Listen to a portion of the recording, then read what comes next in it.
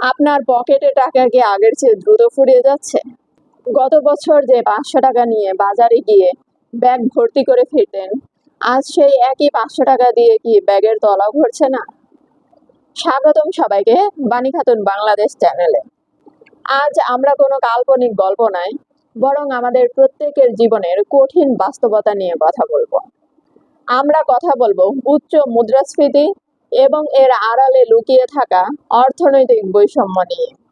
আর কেনই বা গরিব মানুষেরা আরো গরিব হচ্ছে, আর একদল মানুষ ফুলে ফেঁপে উঠছে। আজকের ভিডিওতে আমরা এর গভীরে যাওয়ার চেষ্টা করব। চলুন আমরা জানি মুদ্রাস্ফীতি কি। মুদ্রাস্ফীতি মানে জিনিসপত্রের দাম বাড়া নয়, মুদ্রাস্ফীতি মানে আপনার হাতের টাকার ক্ষমতা কমে যাওয়া।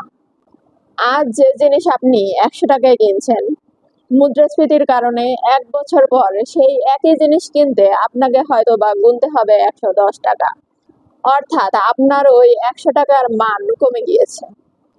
কিন্তু এই দাম কেন বাড়ছে? আন্তর্জাতিক বাজারে তেলের দাম বাড়া বা ডলারের সংকটের কথা আমরা শুনি, কিন্তু এর বাইরেও বড় একটি কারণ হলো বাজার সিন্ডিকেট বা অব্যবস্থাপনা। যখন কিছু অসাধু ব্যবসায়ী কৃত্রিম সংকট তৈরি করে পণ্য মজুত করে রাখে, তখন সাধারণ মানুষের পকেট কাটতে তাদের সুবিধা হয়। আর এই নীরব চুরির নামই হলো মুদ্রাস্ফীতি। এখন প্রশ্ন আসতে পারে, জিনিসপত্রের দাম বাড়লে তো সবার জন্যই বাড়ছে, তাহলে বৈষম্য কোথায়?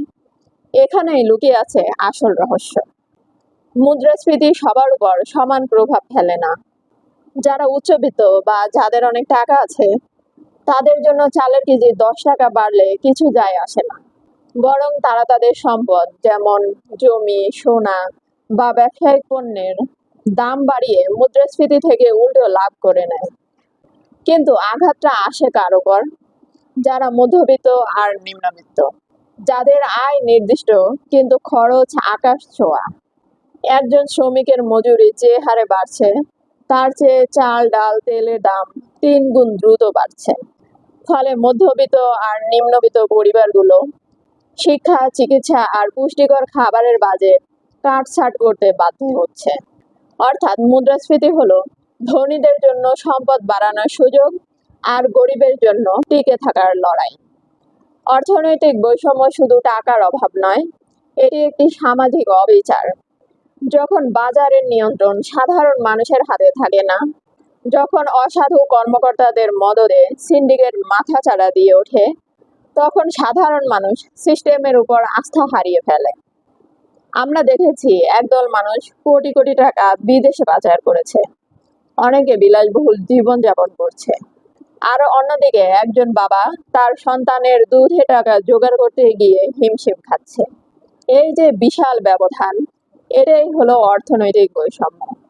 মুদ্রাস্ফীতি এই ব্যবধানকে আরো বাড়িয়ে দিচ্ছে। বাজারে যখন তদারকি থাকে না, যখন দুর্নীতিবাজদের শাস্তি হয় না, তখন মুদ্রাস্ফীতি হয়ে ওঠে সাধারণ মানুষের জন্য অভিশাপ। তাহলে উপায় কি? শুধু অভিযোগ করলেই কি সমাধান হবে? না, এজন্য প্রয়োজন কার্যকর বাজার মনিটরিং এবং মুদ্রাস্ফীতি নিয়ন্ত্রণে কঠোর মুদ্রানীতি।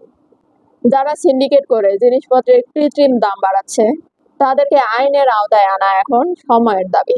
তবে সবচেয়ে বড় শক্তি আপনি নিজে। আমরা যদি সচেতন হই, আমরা যদি অপ্রয়োজনীয় অপচয় কমিয়ে সঠিক জায়গায় আওয়াজ তুলি, তাহলে হয়তোবা নীতি নির্ধারকদের কানে আমাদের কথা পৌঁছাবে। আজকের ভিডিওটি শেষ করার আগে আপনার কাছে একটি প্রশ্ন।